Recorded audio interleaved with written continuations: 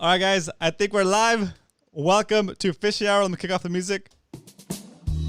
All right, guys, welcome to Fishy Hour. This is a show that I started when the COVID hit, and I figured all of us would be home, bored out of our minds, unable to fish, unable to go out and enjoy the water.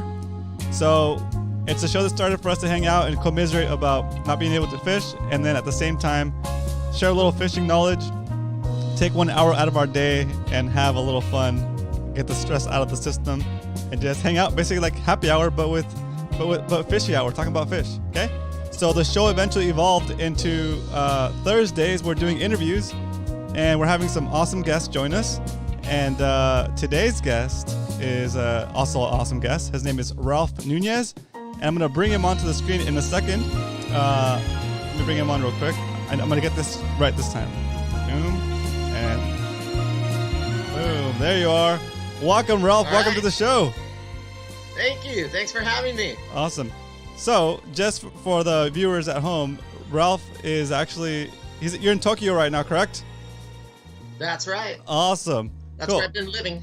Awesome. So that sounds like an awesome story. The way we run the show usually is we have our guests. The way I start the show usually is I open my drink, right? And I open it right next to the mic. Sounds good. But first, and they rate me as far as like how good of an opening it was, like from 10 to 0. 1 is the weakest, 10 is the best. Okay, so okay. No pressure. Hold the beer next to your mic and then crack it open when you're ready. Okay, here we go. Asahi Dry. Ready? 1, 2, 3. Oh, nice. All right, guys, let us have it. Rate it in the chats, and then we're gonna get started with this interview. I'm gonna crack mine open real quick. Asahi is a very good beer. There you go. That's all right. Oh, that sounded good. We'll see. We'll start seeing Asahi Dry. People are like, yeah. Okay. Do you know Wayne from CCA? Yeah, I'm Facebook friends with him. Yeah. Perfect. All right, cool. Wayne's in the chat. Let's see. Real quick shout outs to Aiden, TB Metal Art. That's Todd, Jet, Kevin, Tyler is in here. Wayne. I see Captain Dan jumped in, but he's had to leave. Kevin, Tyler, Doug, Captain Dan. Cool. Leonard's in here. Okay, a bunch of guys are in here. We'll wait for the chat to fill up a little bit, guys. Do me a favor, guys, since we did just move to the new channel. Share out the stream if you can. Just tell people to go to fishyhour.com and they can jump in. So, okay, Ralph, let's get started with this interview. So, when I first heard about you, we talked on Facebook, and it seemed like you had an amazing story. Like, you started here in Southern California?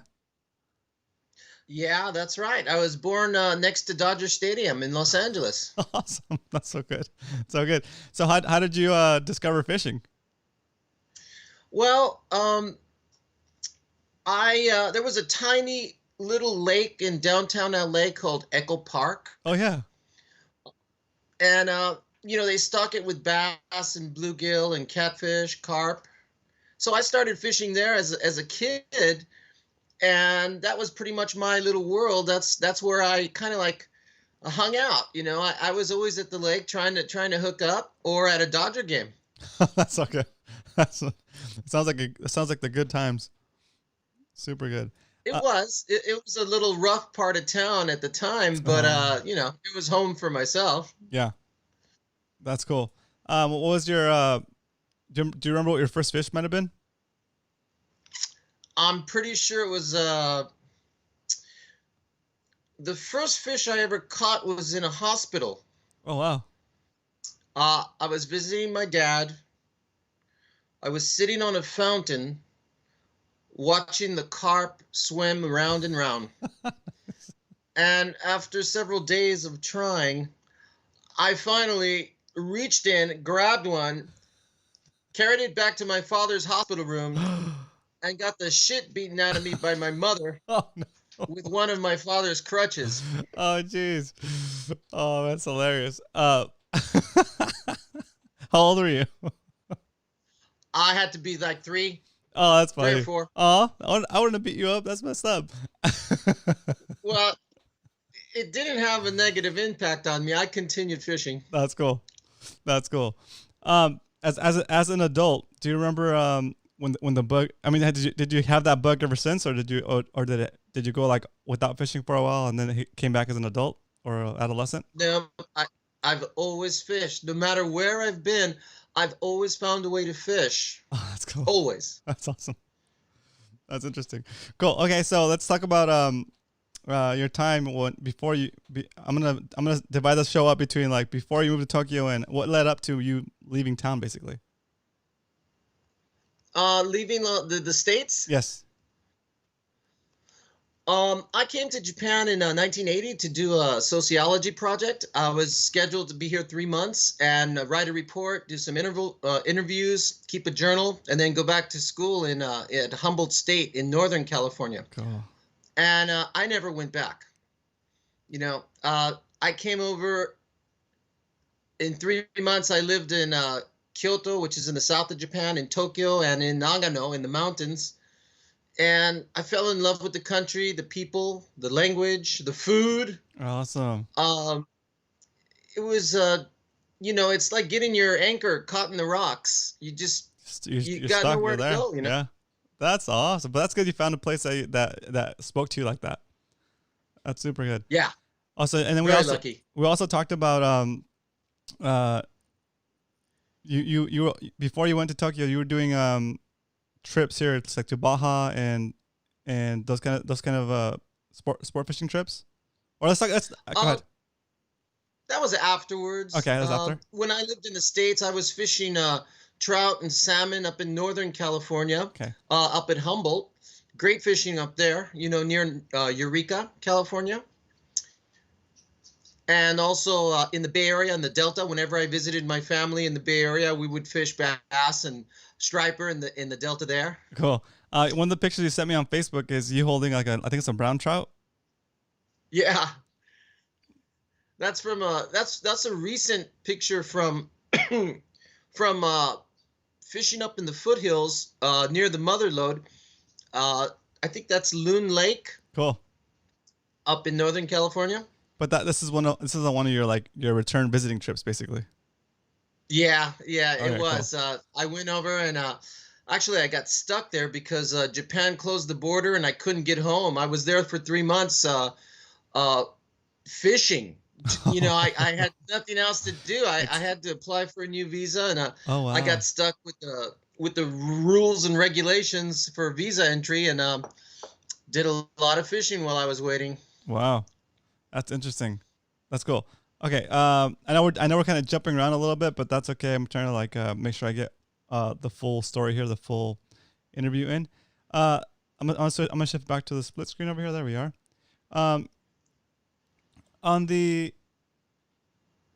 So you do come back to the States every once in a while for like trips down to like Baja, for example?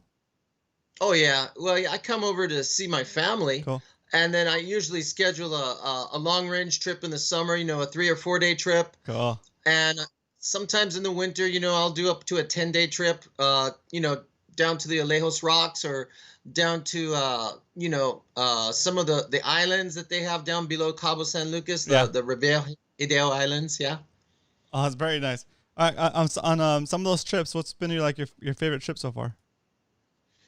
The best variety of fishing is in the fall and in the spring where you can catch tuna, yellowtail, wahoo. You can go down deep for grouper, and it's a mixture of all these different kinds of fishing styles you can do too, like trolling, kite fishing, chunk fishing, of course, live bait fishing.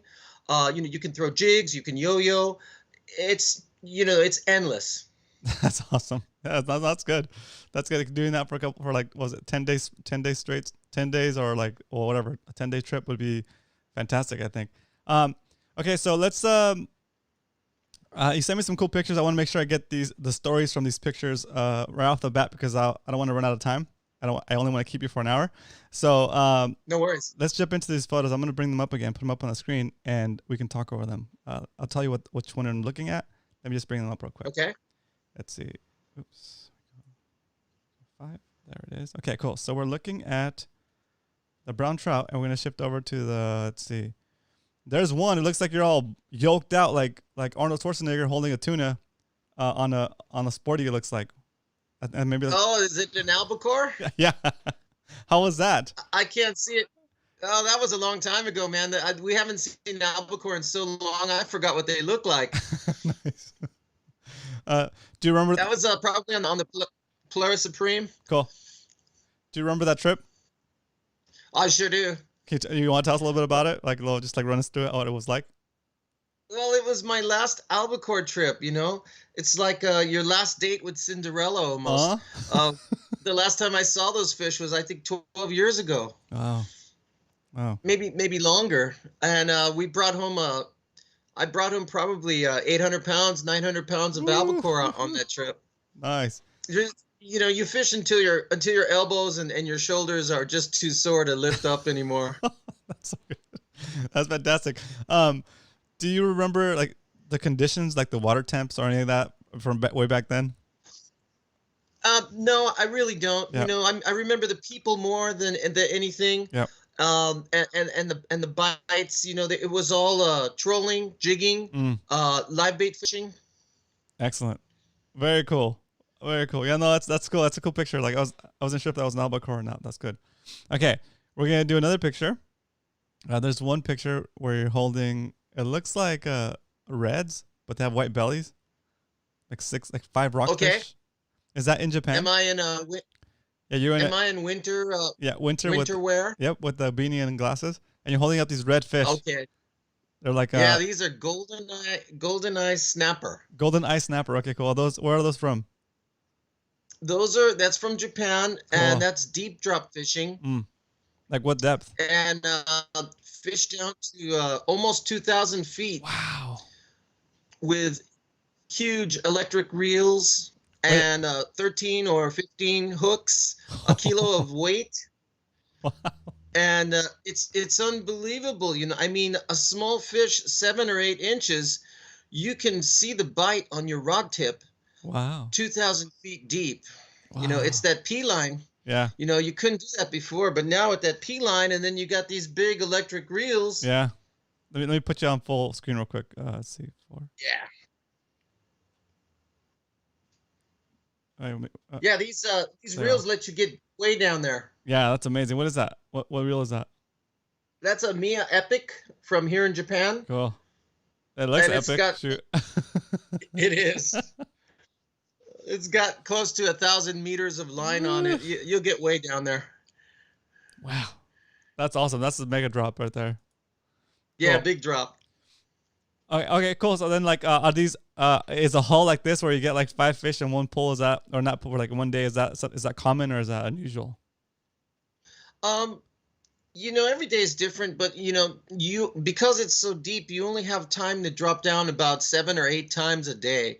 Oh. So each drop, you have to make it count. It takes so long to get down and so long to get up. I very rarely get skunk. There's lots of other species that are very good eating, and there's some strange things down at 2,000 feet. I've pulled up some fish that are just damn scary. That's awesome. That's awesome. All right, I'm learning as I'm interviewing, so this is super fun for me.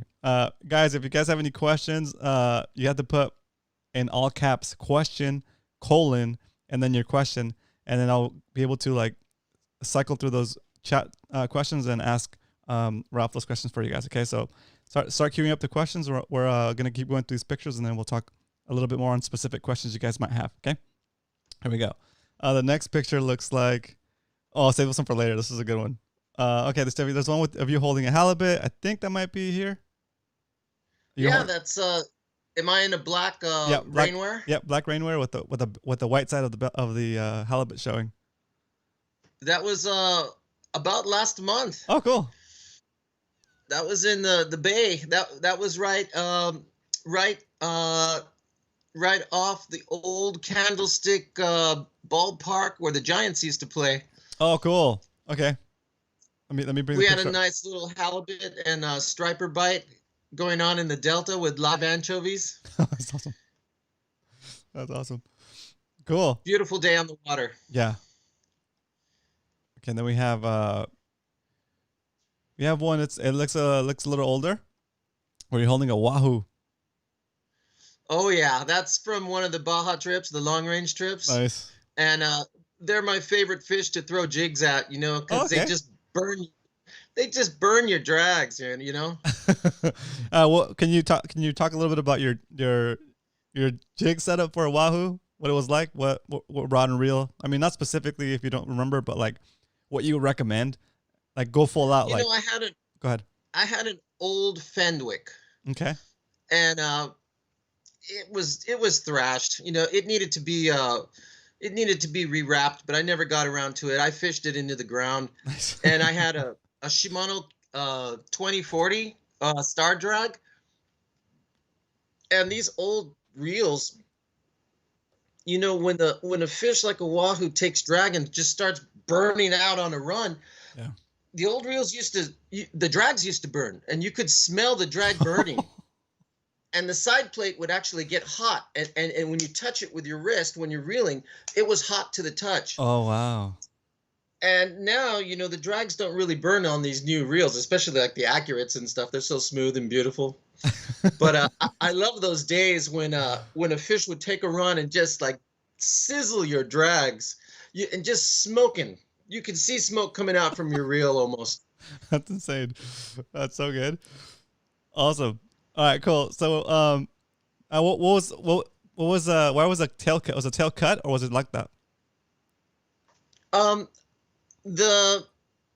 think we had a wahoo jackpot that was among the anglers. We would start different jackpots, some for trolling fish, some for jig fish, Cool. some for live bait fish, amongst the 20 or so anglers on the boat. That's a good way. And we have fun. Not everybody has to get in the jackpot, but if you want to, 5 or 6 guys, you have a little group going, and you're having a little competition. It's fun, Yeah, it's like this. So they were marking it.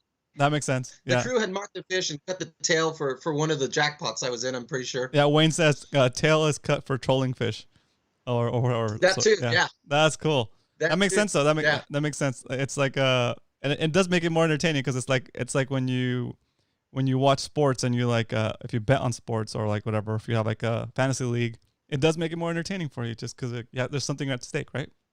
It's pretty fun. Oh, totally. Especially if you get on the boat with a bunch of your buddies, Yeah. That's super good. It's true. All right, cool. Let me jump into the next photo. Let's see.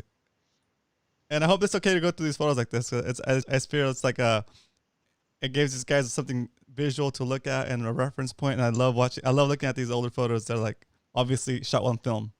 So yeah, oh yeah, some of them are. yeah, let's look at this photo here. Okay, this photo looks like it. I don't recognize the background, and I don't know where it is, but you're holding like you're wearing a shirt, a sleeveless gray shirt. You have a PFD, inflating PFD on, and you're standing on a dock. And there's a red fish with a white belly. It's a bigger fish. It looks like That's a red snapper. That's a big one. That's a red snapper from Japan. That was about I'm gonna say 16 pounds. Woo. It was good size. What's the good eating? Yeah. So what are the conditions for this kind of fish? It's similar to like the snapper. They come up from the deep water to the shallow water in May and June to spawn. Here in Japan, so that's when we target them, and we fished in from 100 to 200 250 feet of water, and we get them on krill. Wow. We don't have the live bait fishery that you have in the States. We don't have a lot of chovies and sardines and mackerel. Yeah. We have to fish a lot with the krill, and wow. Krill is a tiny little shrimp, and you can catch a 200-pound tuna on a tiny piece of krill. And we do it all the time over here. What's your krill rig look like for setting for a bait for like baiting with the krill? Well, let me put you full screen real quick. We'll put the krill in a box like this. Yeah.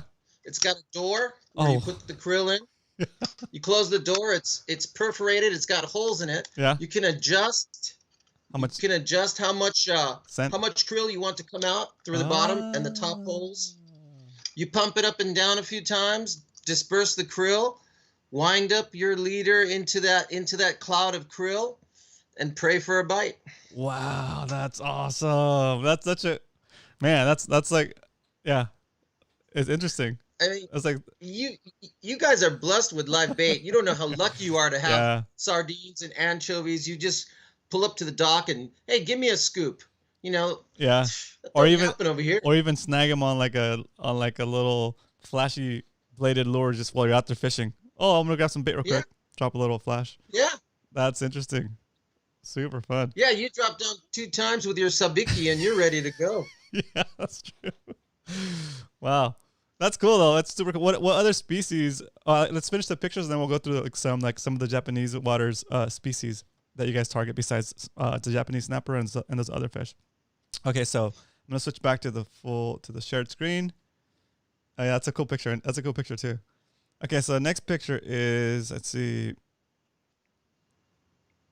There's the one from the cover where you're holding it looks like a leopard grouper or a cabria.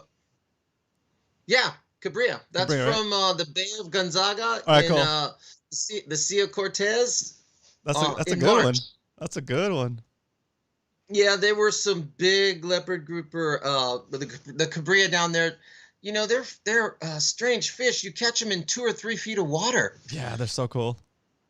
You know, throwing into the rocks. It's like an overgrown. And I went down there with 2 fishing buddies, Rick Jensen and Cudakilla, and we stayed out 3 days. And the cabria, the yellowtail, different kinds of crazy rockfish I've never seen before down there, man. Unbelievable. You could jig in 15 feet of water and catch fish. Yeah. I love fishing in Mexico. It's so abundant. So cool. Oh. Awesome. Paradise. Yeah, right? Okay, so that's a cool one. How often do you do Mexico trips? You know, it depends on the year. I'll do a long range trip, but now I'm getting to know more people who do charters on small pangas with private captains down there, and I'm really liking going down on the smaller boats with private charters. It's a cool experience. 4 people. Yeah, it's a good experience. The food is so good down there. They cook up your catch as soon as you get into the marina. The people are beautiful, and you know, just the scenery down there. The Sea of Cortez is unbelievable. Yeah, that's awesome. Perfect. Okay, we're gonna move on to the next photo, and this is a cool one. It's like a swordfish. Is it hanging upside down? It's hanging upside down. You have you're wearing shorts and a tank top. Yeah, that's in Japan. That's that's a blue marlin. Wow, that's cool. Yeah. Yeah. That's awesome. I fish on a trolling team, and we enter all the Japan Game Fishing Association private boat owner league tournaments. Nice. You know, everybody thinks Japan is fished out, but there's a lot of fish here, and it's crazy because there's no such thing as a fishing license. Oh wow. Anybody can fish here. That's awesome. There are no limits. There are no size regulations, and there's plenty of fish to go around, and the fishing population here is huge. Everybody fishes. That's awesome. So we're just blessed with great fishing conditions, you know, great bait, and great warm water currents that come and bless us every season with a new supply of fish. Yeah, that's really cool. I like that. I like that attitude about fishing out there. That's pretty cool. Wow, that's a crazy looking fish. So with this fish, what happened to it? I mean, it's obviously you guys took it. You guys just cut it up and divvy up amongst the team and family and stuff. Yeah, my captain, you know, he likes to keep the first fish that he catches every year, cool. and this was our first one. It was 150 kilograms, so roughly 300 pounds, a blue marlin that we got, you know, just 40 minutes outside of Tokyo Bay. Wow, it's amazing. We didn't go that far. Yeah. So, you know, we keep a saw and some bags on the boat. You know, we saw it up, into big chunks, Yep. and I love to make curry. I love to make Ooh. Indian curry with big chunks of marlin in it. It makes it What? a great seafood broth, you know, and also What? pasta sauce. That sounds amazing. Oh, that's good. Oh, it's That's so super cool. good. Okay, so I think those are most of the pictures. I want to go into some of these other pictures of these kids. So, well, first of all, you ended up in Japan. What are you doing now in Japan? Like, what's your job? Well, I've been working for a university for the last 23 years, and they have an attached high school and junior high.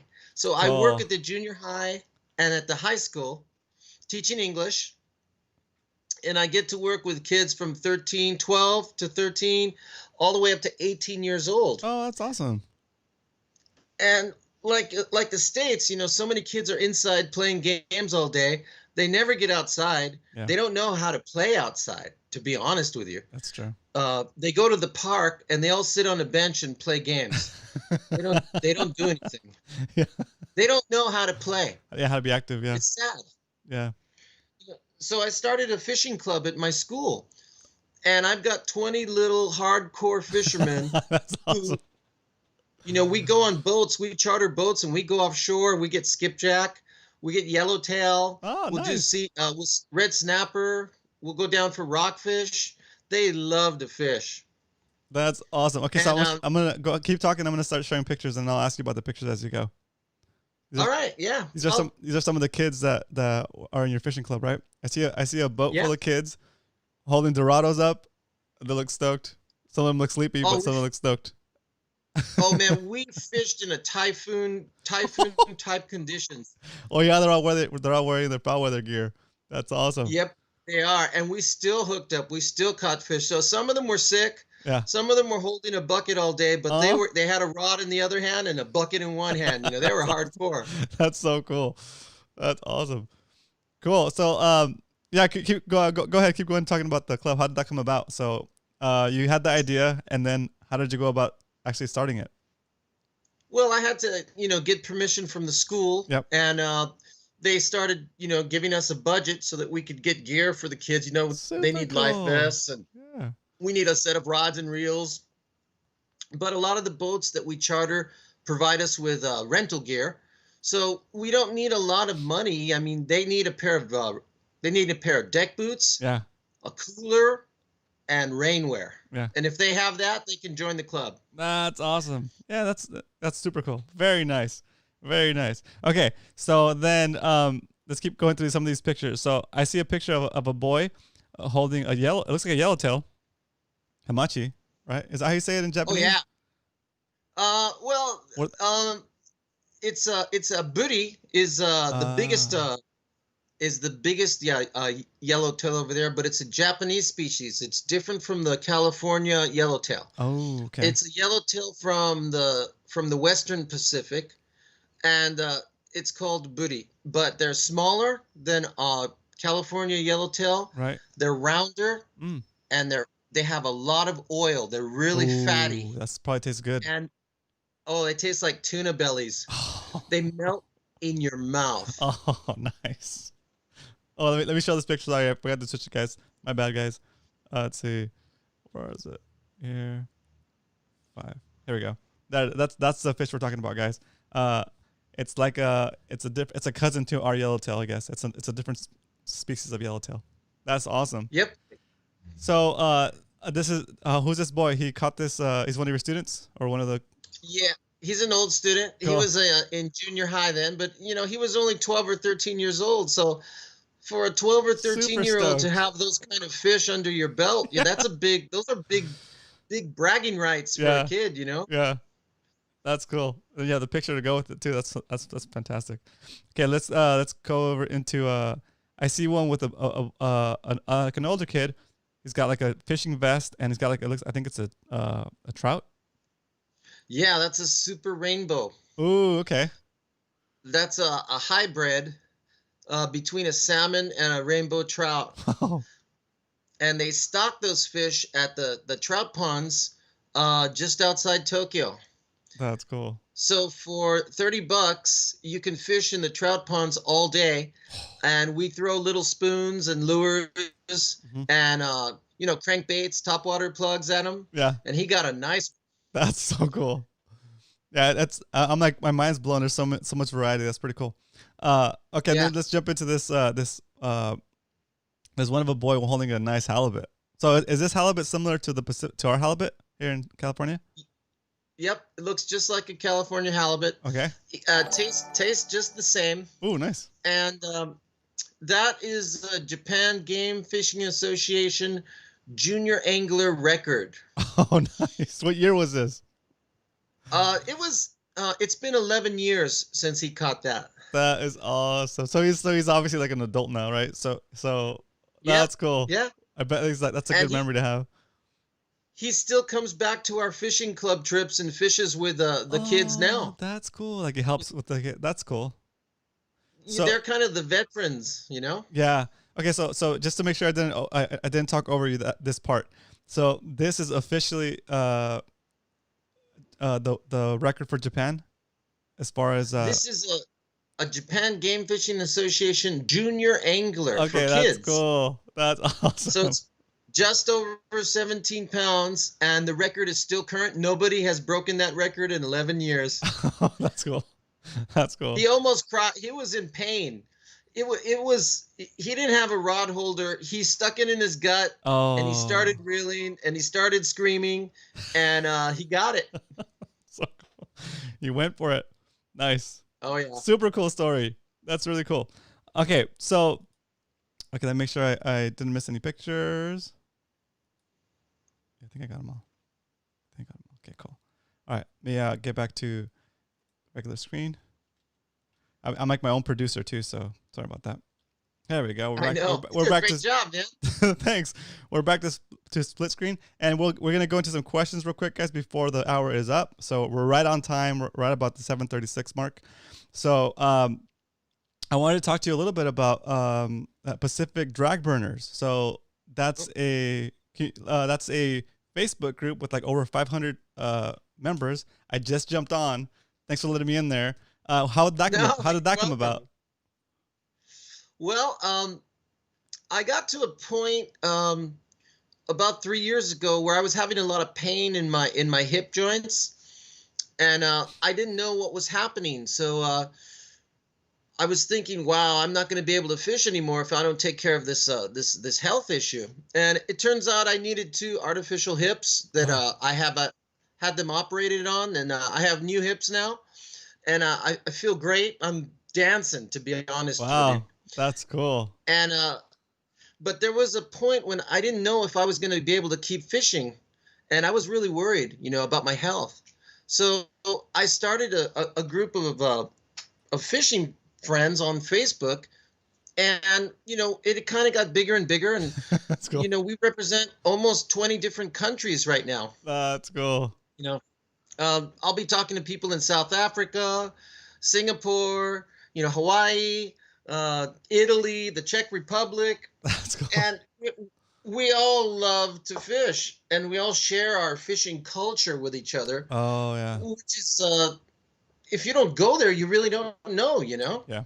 Yeah. I love seeing these photos of you fishing in Japan, like the species and stuff. That's amazing. Yeah, we all share what we where we live, what we catch, how we do it, how we eat it and cook it, and it's almost like going there. It does open a lot of doors for travel opportunity, which I've taken advantage of. That makes sense. And also opens up like the curiosity to go explore those different countries, like oh yeah, well, you know what, totally. How crazy would it be to fish in Japan, like from my perspective, right? So what we're gonna do now, guys, is if you want to check out that group, is actually you can just look it up on Facebook. It's Pacific Drag Burners, and it'll come up as soon as you search for it. You just have to click to ask to join the group, and they'll check out your profile and let you in. Just don't be spamming people. Welcome. Yeah, right. Everybody's welcome. Awesome. We all just love to fish. That's the only thing we have in common.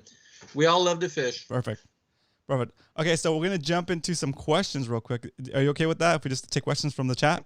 Yeah, I'll let's tee go. them up. I'll tee them up, and then you can just knock them down. Here we go. Sounds good. Awesome. All right, guys. I'm gonna start off with Aiden's question. Aiden, he's in Ohio, and he's mostly freshwater fishing.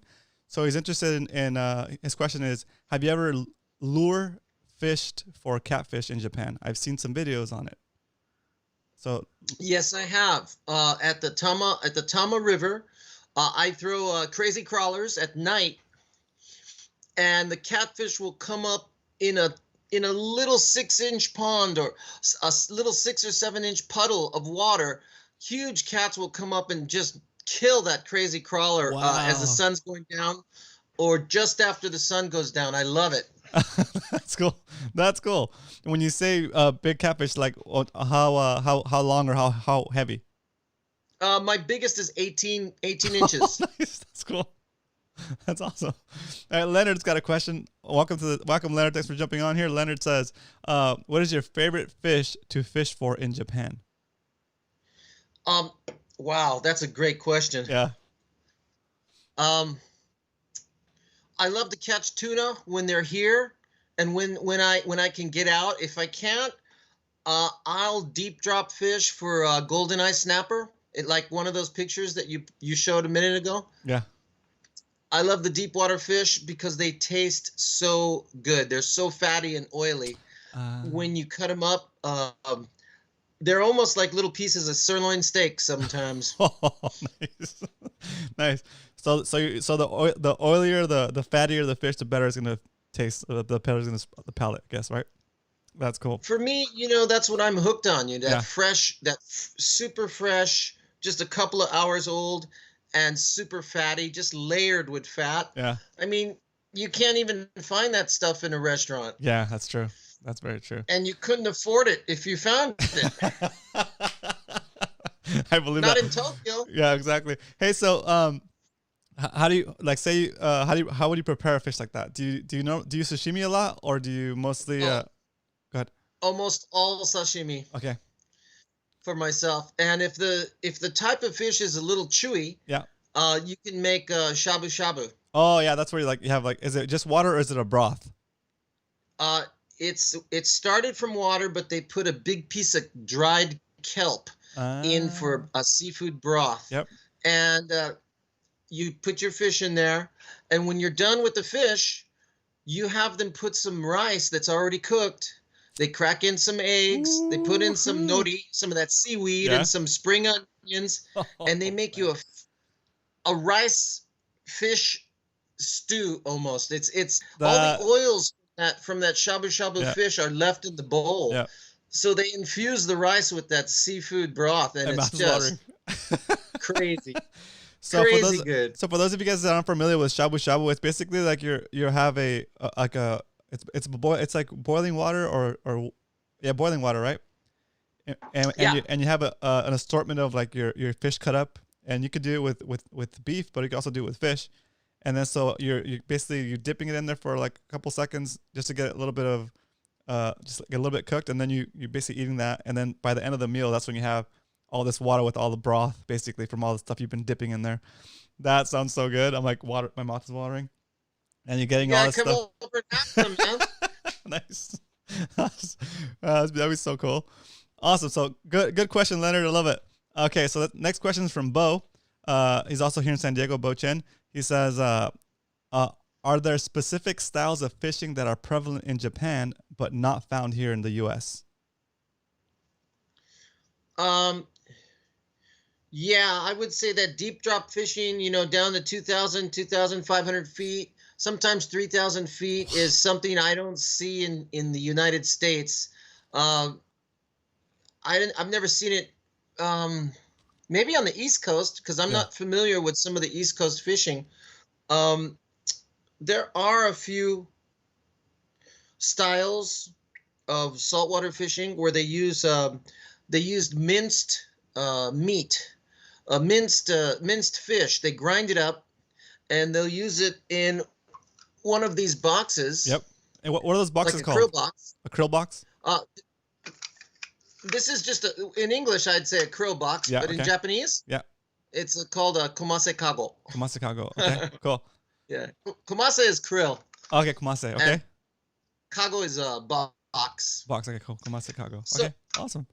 yeah, they'll use different types of ground up fish, like ground up sardines, ground up Pacific celery, a real oily fish, um, and then they'll fish with that. And so different mixtures of fish, and it's the oils that the ground up fish extracts Yeah. that give that a great chum line.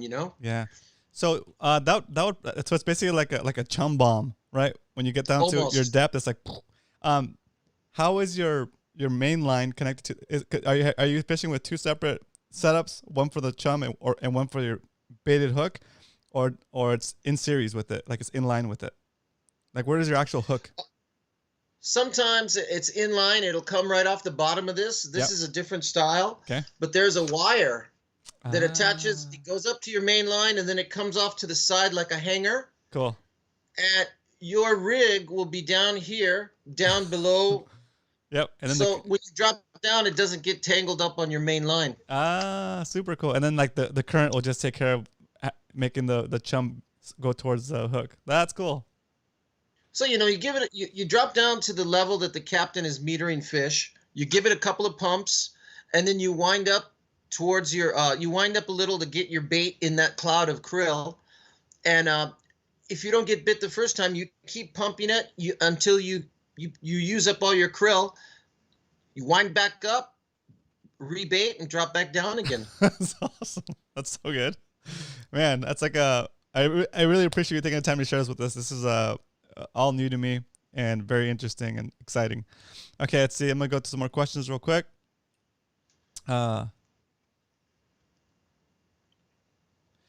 Wayne says regarding like a Penn Jig Master 500, he said he used to keep spare drags in their pockets to fix their Penn Jig Masters 500s on old Newell reels when they used to get burned out. That's cool. That's cool.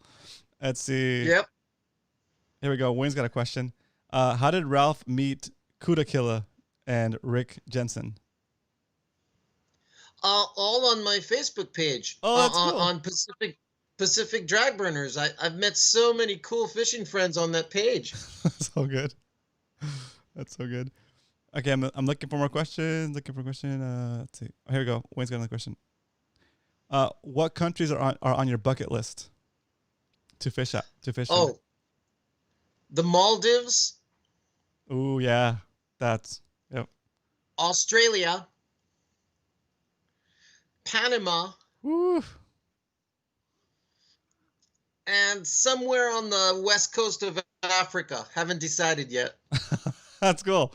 Those are all good places. Like those are not on my list, but I recognize the names because there's a lot of great spearfishing in those zones too. Yeah, exactly. Let's see. Okay, guys. If you guys have any more questions, go ahead and pop them in the stream while I ask my questions, and then we're getting really close to the hour, so get your questions in while you have time. All right, Ralph. So I have a couple questions about like Japan is usually ahead of us as far as like reels and technology, as far as like new lures and stuff that will become a trend here like a couple of years later, or maybe even like a five whatever years later, after they've already been well established in Japan, right? What do you feel right now is like the latest trend as far as like lures or setups?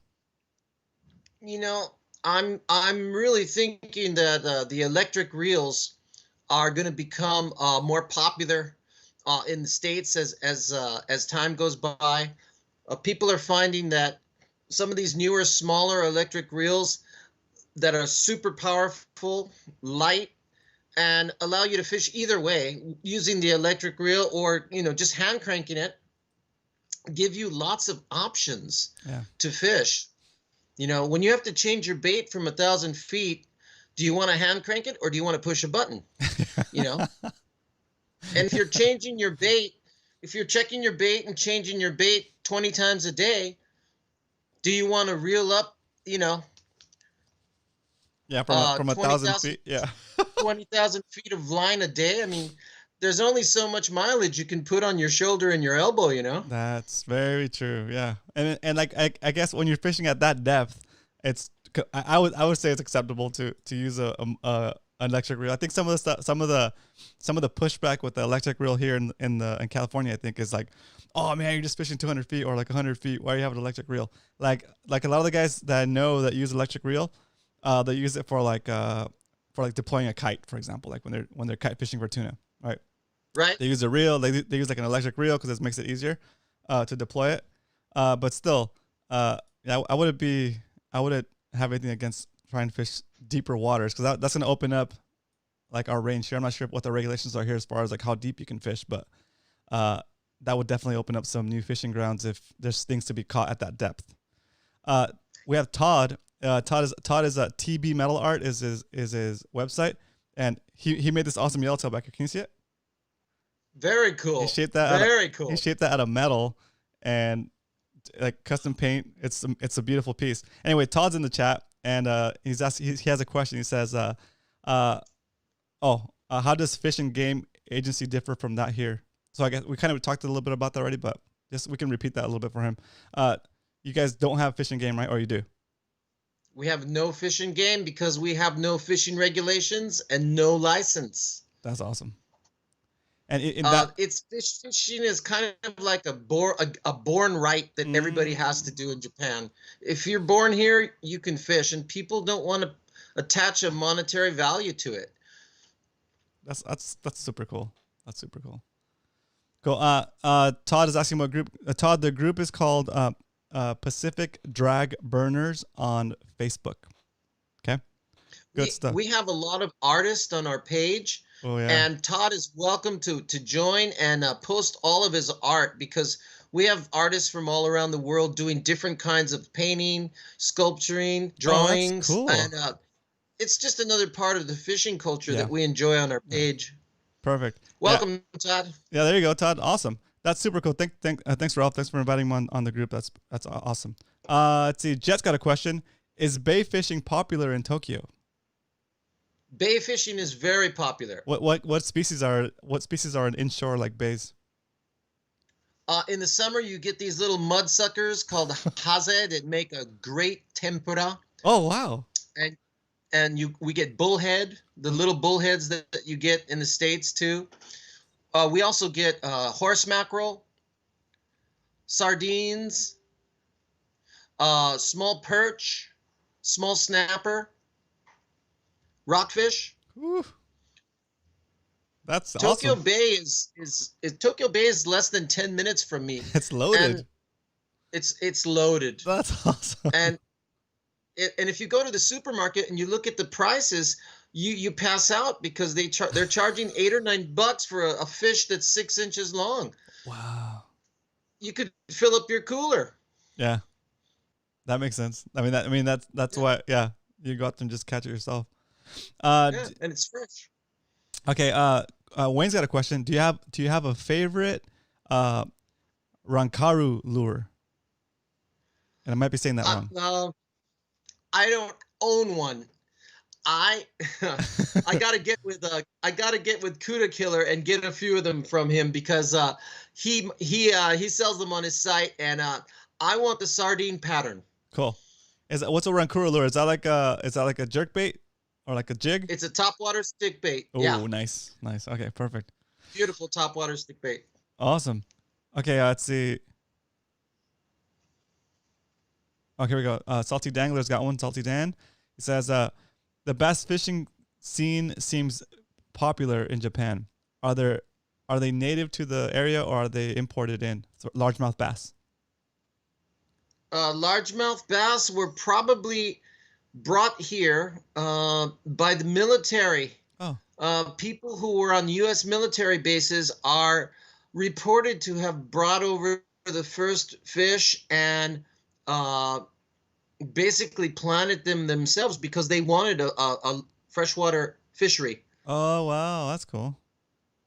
So cool. They are imported, but they've taken over almost all the lakes and a lot of the rivers. And, they eat everything. Yeah. Okay. Yeah. So it's kind of like an invasive. Yeah. Exactly. Yeah.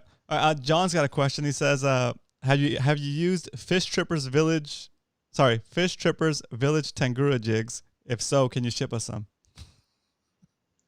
No, I can't say I have. Okay. Tell him to get on Pacific Drag Burners and post a picture. Oh, nice. Okay, cool. There you go, John.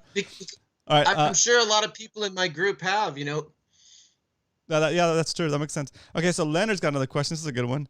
I can't believe I didn't think about this one myself, but thanks, guys. That's where you guys are in there. Help me get through this. Is kayak fishing popular in Japan? It's becoming way more popular now. That's cool. Like in the bays or like right in the bays and kind of. I've seen them in the bays, but I've actually seen more kayaks at the beach in the open ocean. That's cool. How are the currents? How are the currents out there? Like in summer, you have to be careful. We have riptides, just like you do occasionally on the West Coast in California. Yeah. But for the most part, it's an island nation here in Japan. Yeah. There's 5 big islands that make up the country here. And marine sports are dominant and just becoming more and more popular. That's cool. So paddleboarding, that's a big one now. Yeah, paddleboarding, yep. So Arnold Deco's got a question for you. Have you fished Wakayama Ken area of Honshu?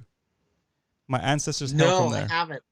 Oh, cool. No, I haven't. That's in Western Japan, and I'd love to go down there. They have the warm water down there and lots of great fish. That's cool. So you're still kind of exploring Japan as well.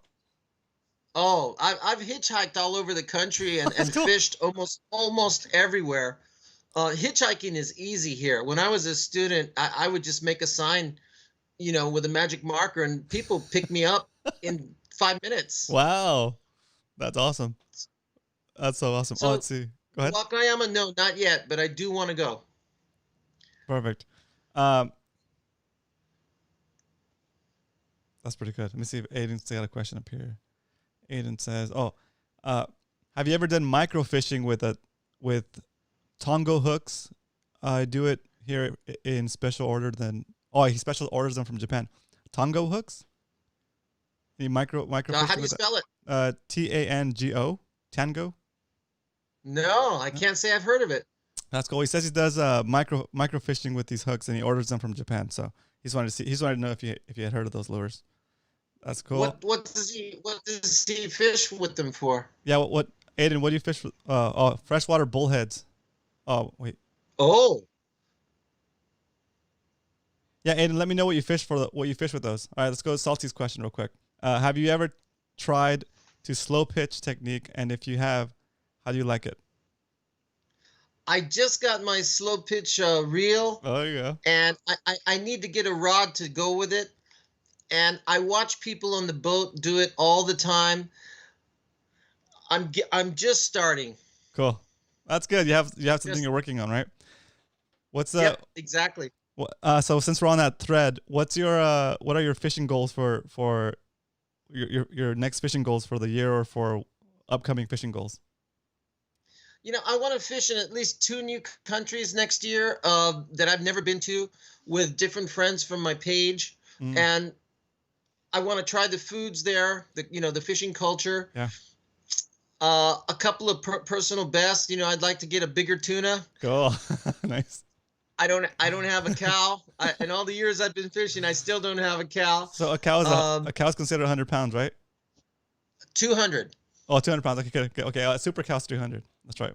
Cow's 200. Yeah. Okay, cool.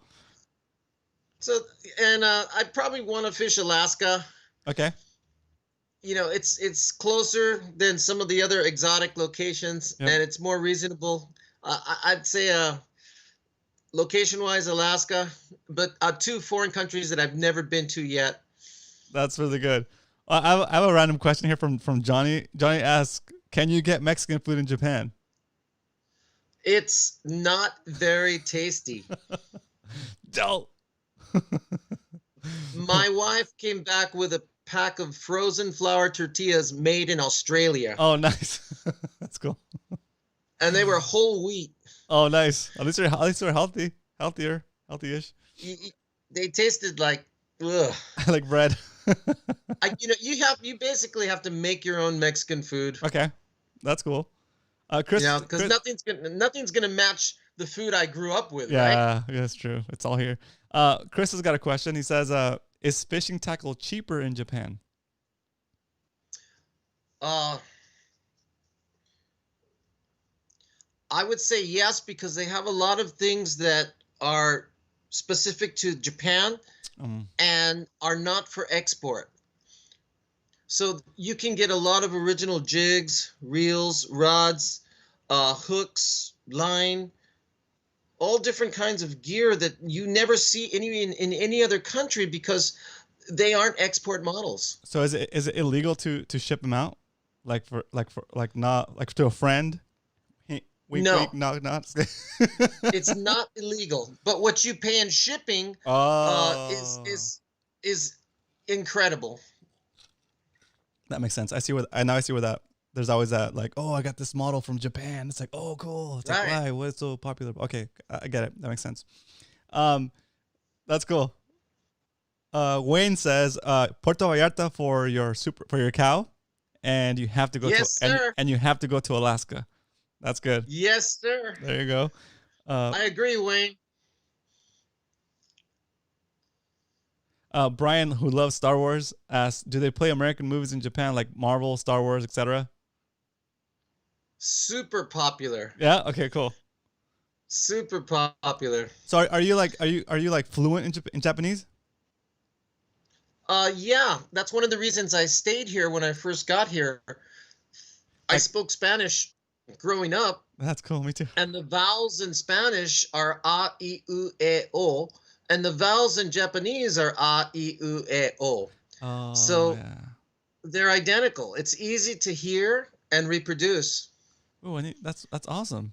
Yeah, so because you're already used to making those vowel sounds. That makes sense. That's cool. Right. Okay, Wayne's got a quick question. We're at 8 o'clock. I don't want to be rude and go past. I told you 1 hour. So if you're okay with it, we can answer a couple more questions, or we can start wrapping it up. How do you feel? I'm good. Let's go. Okay, cool. Awesome. So Wayne's got a question. Is Shimano as big there as it is here? Bigger. Oh, wow. Is that the biggest fishing company right now? Like who's on top? What's the order? Shimano and Daiwa are always battling for that top market, but there are a lot of other smaller companies like Hayabusa. Yeah. Okay. They make a lot of hooks and a lot of rigs.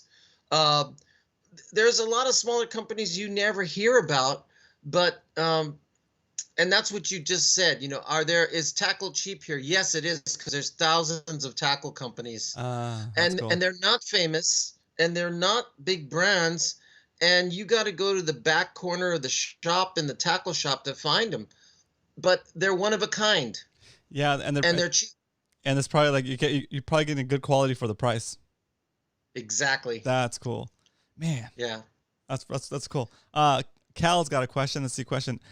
In your opinion, how long does it take for rods and reels in the JDM market before they appear here in the U.S.? It used to take years. Now it's almost instant. Oh, okay. The first time I took a Shimano butterfly jig on a long-range boat in San Diego, the captain and the deckhands were laughing at me. I cast it out 3 times and brought in 3 bluefin, and everybody shut up. That's awesome. What was that setup? It was just a little butterfly jig, a little 4-inch butterfly jig with 2 assist hooks. Oh yeah. So like a flat fall. Yeah. Cool. But nobody had ever seen them. That's so funny. So that's another part of the fishing culture I've enjoyed, watching over the years. Because now, jig fishing in the United States, especially the West Coast, is really taken off. It's a whole market in itself. Yep. That's funny. That's true though. So Chris wants to know where he can send his money to. Let's see. Get on drag burners and whatever you want to see, I'll try and find pictures of, like from a catalog Yeah. or from a fishing shop. And if I can find, anything related to what you're looking for, I'm happy to send it to you. And you may be able to find a way to get it through someplace else. I really don't take money and send out things. Yeah. I bring stuff to my friends for free. Yeah. When they ask me for things, I bring them with me whenever I come to the West Coast. Perfect. But I don't deal in money. If you want it, I'll bring it to you. Let's go fishing. Yeah, exactly, right? That's very nice of you. That's cool. Yeah. Brian's asking, have you ever fished a cool baits underspin in Japan? Are you familiar with cool baits underspins? Is that for spotties? Yeah. Or for yeah. That's cool. So cool. We don't have spotties here. Wait, hold on. Wait, cool bait underspin in Japan. If yes, what did you catch on? Okay, cool. So no, he hasn't fished it. What are you when you're targeting halibut? Are those found in deeper water or like not so deep water like they're found here in San Diego or California? I've actually caught them in the surf here. Okay, cool. And then you can go out, anywhere from the surf to 200 feet. I've caught them.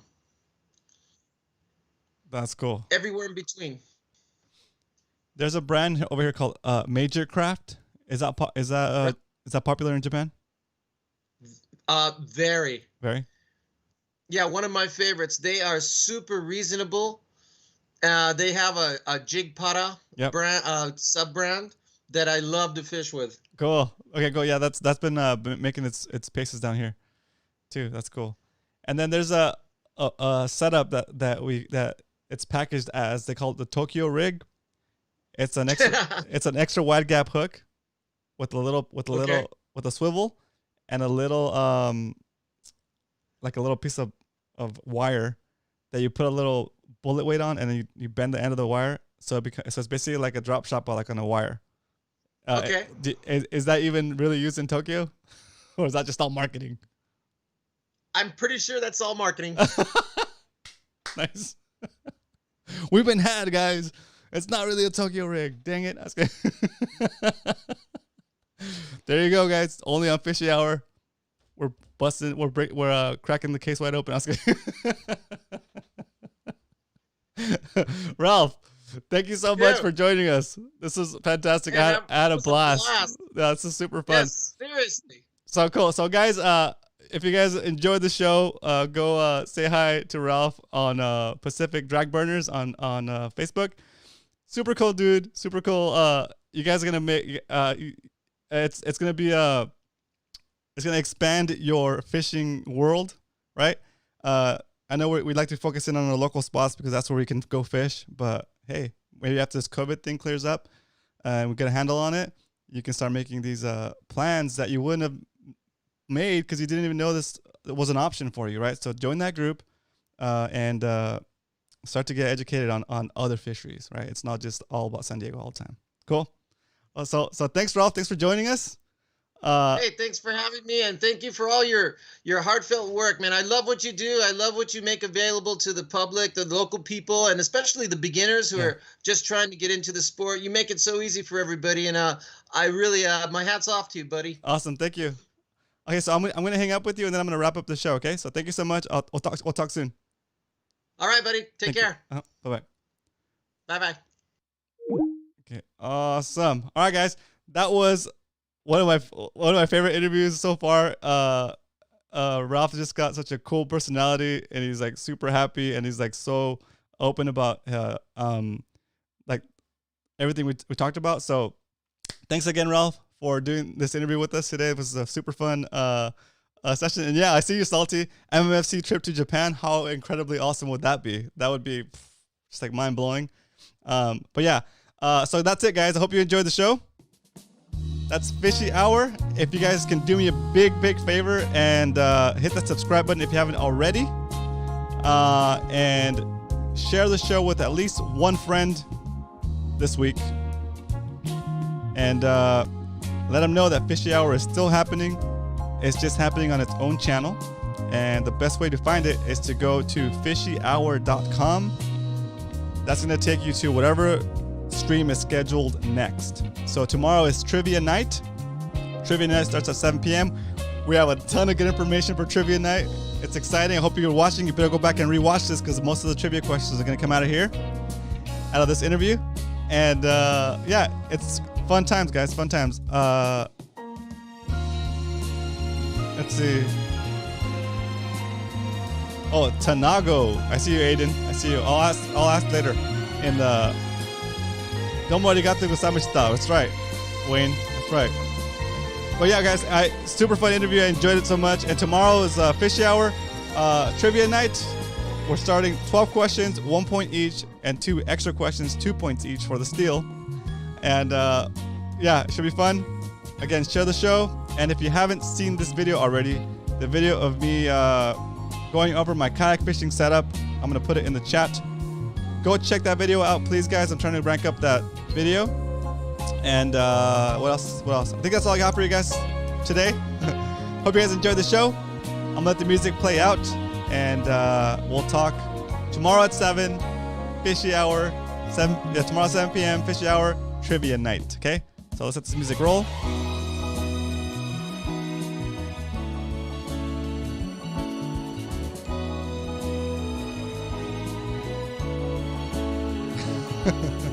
That's right, Wayne. Golden Eye Snappers at 2,000 feet. Let's do this.